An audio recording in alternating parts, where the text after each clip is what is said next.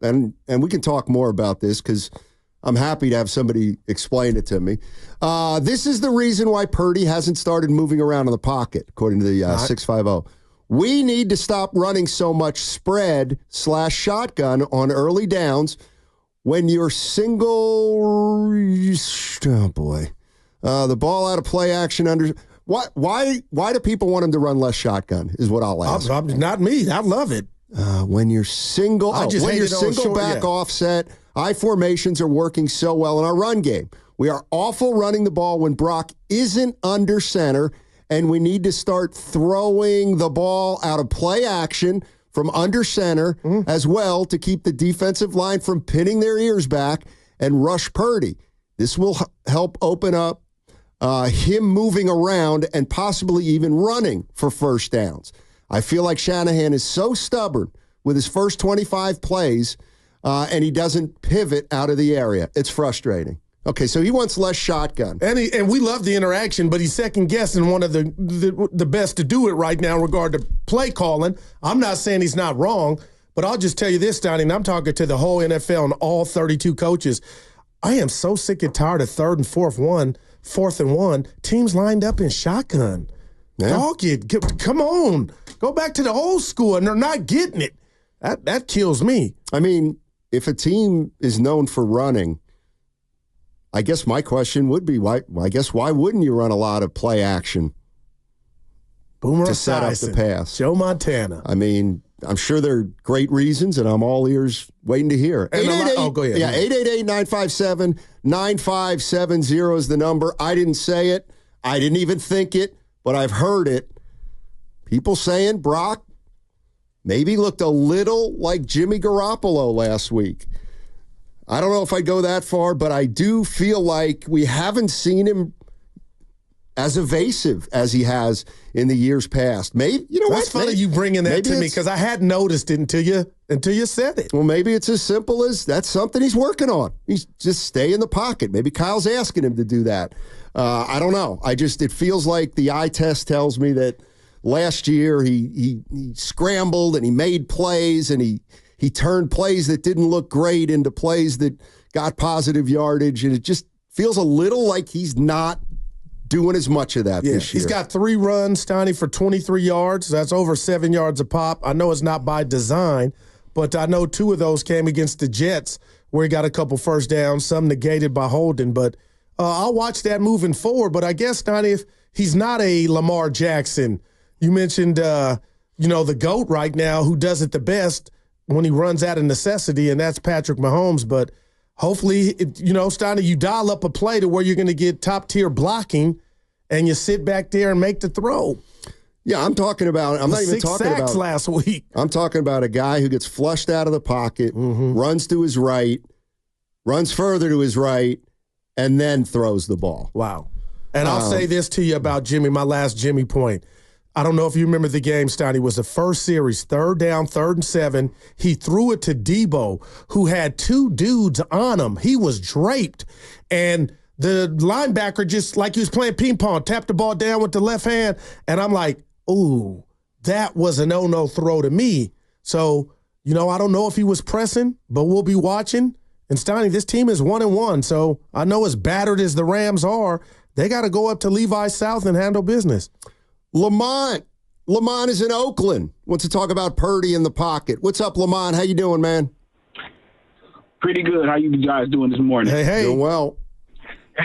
So one of the things that I noticed about Purdy that's important is that the only reason they beat Detroit in the NFC Championship is because he left that pocket and he ran for some big plays and got some first downs. That is essential. And that is a differentiation between him and Jimmy G, as we were just talking about Jimmy, right? Like a minute ago. He can leave the pocket. He has to leave the pocket to make those plays because the other thing, he's short. So if he stays in the pocket too long, that pocket can collapse. And we kind of saw it in the Super Bowl with Chris Jones and the height and the kind of being able to kind of disrupt. I mean, Chris Jones is kind of unblocked, but at the end of the day, that height can disturb you. It can disrupt you when you're a shorter quarterback, right? And so I think that he's trying to stay in the pocket, but the reality is his strength is leaving the pocket, whether it's to leave it to throw it, like you said earlier, or leaving it. Like, he made huge plays in the NFC Championship game. Without his feet, they don't beat Detroit. It was a couple third downs where he says he tucked it and he ran for the first downs, and it made Detroit second-guess everything when he dropped back, because now they got to think about what he was going to do.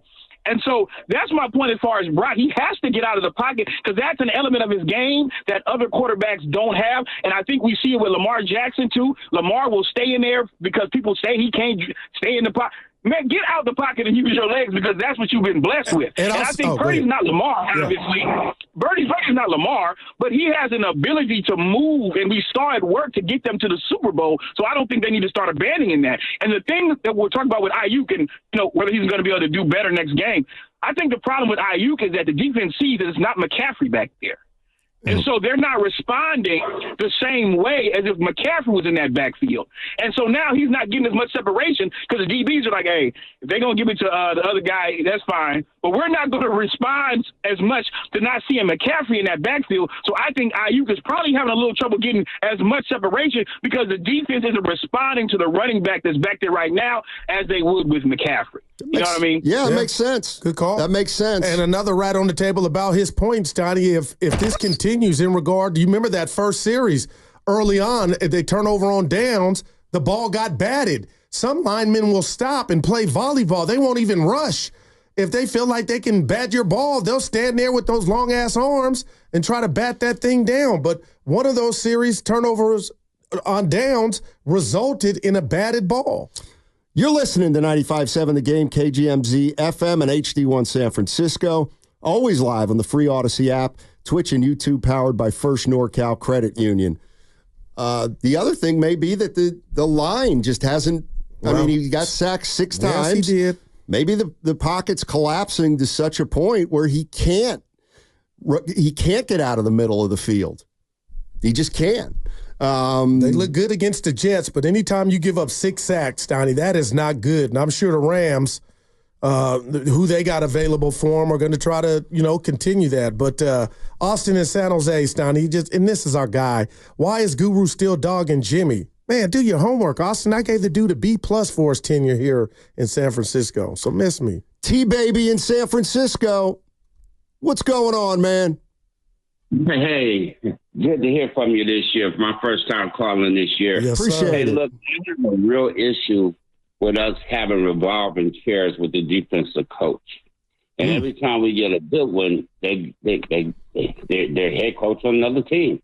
Is there any way we can have a 3-year option to keep or get rid of a defensive coach? Our choice. I mean, a contract. You can't leave for 3 years, but if we want to get rid of you, we can do that. New rule. He got it. That's any player in the NFL, too. I mean, it's kind of an unwritten rule in the NFL, and I think in pro sports in general, that if you have an assistant coach that other teams want to elevate to be their head coach, you don't stand in the way of that. No doubt. But he's right. The 49ers have had a lot of turnover in terms of defensive coordinators, and I'm hearing a lot of talk about how the defense maybe needs to be better. Well, we know Ward didn't like his role last week. He said as much. They're giving up 21 points a game in two games, 23 to the Vikings, 19 to the New York Jets. 67% on third downs. That's the part that's killing them. Yeah. They're not able to get the other team off the field. Man, in Minnesota, they had them down 6, couldn't get them off, converted 3. 3 third downs. 888-957-9570 is the number. 49er fans, you got a game this week against the Rams. Doesn't feel like a normal game against the Rams. It must be because of how banged up the Rams are. We think that's it. It's a game that the 49ers obviously have to have, but they're going to go into it undermanned. And my question to 49er fans is, admit it if you are, or just acknowledge it. You're looking a little more forward to this game to get a little different kind of read on on Brock Purdy. I know I am. It's not dissimilar from a basketball team that loses its 2 leading scorers, and you need the 3rd scorer to step up and have a big game, not to mention the 4th and 5th scorers. And I'm interested to see how the 49ers play, and I'm always a big pecking order guy. Who carries the ball the most, who gets the most touches, what you're really trying to establish on offense, and I'm interested to see the pecking order. Who's gonna lead the 49ers in touches? It's gotta be Jordan Mason, right? You would think, but I'm wondering if Kyle wants to spell Mason, because we haven't seen it yet, because Debo was the guy that got the carries after that 8 carries in the backfield week 1 against the Jets, but just 2 last week. Who's the backup to the backup? Or are you just going to go back to week 1 with Jordan Mason and run him into the ground and, because he can handle it with 28 totes. So I'm curious to see that aspect. And I just want to tell Niner fan, not that I'm getting or I'm hearing or feeling a lot of confidence from a lot of Niner fans, Steiny, but it's like, man, so you're telling me you're going up here, McVay, Kyle, that's awesome in itself, but this will be the first game with no Debo and no McCaffrey. Can you really come to town big-headed or feeling like we could take advantage of the Rams injuries when you got a rash of them of your own? I mean, look at the NFL. I didn't see the Saints doing what they did to Dallas. I didn't see who beat Detroit. Went to Tampa Bay, went to Detroit, knocked them off. So, any given Sunday. 980. People are looking at the wrong thing for this game. It's not a referendum on Brock, but more, it's on the O-line and the rest of the wide receivers. Brock just threw 2 games in 8th, and he's 8th in the league, and we can all say he hasn't been his best, but Brock isn't the issue. Fair enough. Yeah. Fair enough. And I'm not saying he's the issue. We just talked about the defense. I mean, that's man, your boy needs some help, Steiny. Fred Warner. Yeah. And you know who else needs help? Brock Purdy from his $30 million wide receiver. And this is the game. Brandon. This is the game. I'm definitely counting on seeing more from IU. No doubt. And everybody is. You are right. And we'll see how it plays out. But, man. 888-957-9570 is the number. If you watch the 49ers the last 2 or 3 years with Brock Purdy as the quarterback, has he looked different in these first 2 games than he has, let's say, last season and the season before? And if he doesn't look the same, is that on him or is it on what has been around him so far? I made the observation, and it's not my own, or I'm not the only one, but it just doesn't feel like he's making the defenses fear his ability to run. And to me, it's not about running. It's about the threat of running. And I've always felt watching Brock Purdy the first year and a half that he always found a way to weasel out of trouble. Remember, I called him like a mouse in a kitchen where you think you have him and then he runs under the fridge. We dubbed it, I did, the skedaddle. And I thought he was great at that. Great at making the determination of when he can run to the flag and get a first down, of when he's running to extend a play and then throwing on the move, and then picking the right spots to stay in the pocket. I don't know. Maybe Kyle Shanahan wants him a little more in the pocket. Maybe that's something Brock Purdy is working on.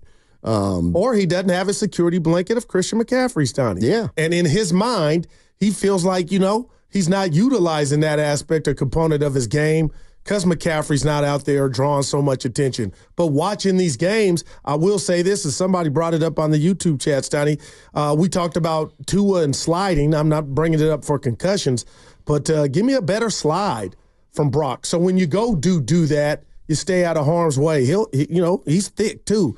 He'll take a hit. This from the 707, our receiving core is overrated from a route running and catching perspective. They are system receivers, but for Debo. Well, I don't know what to do, and if that's derogatory, Steiny, a system quarterback, but just dial up Brandon Ayuk's route in the Super Bowl where he dropped him at the line of scrimmage, but the O-line couldn't hold up the block, so the ball couldn't get delivered. I think that's one of Ayuk's best attributes, not Debo's, getting off at the line.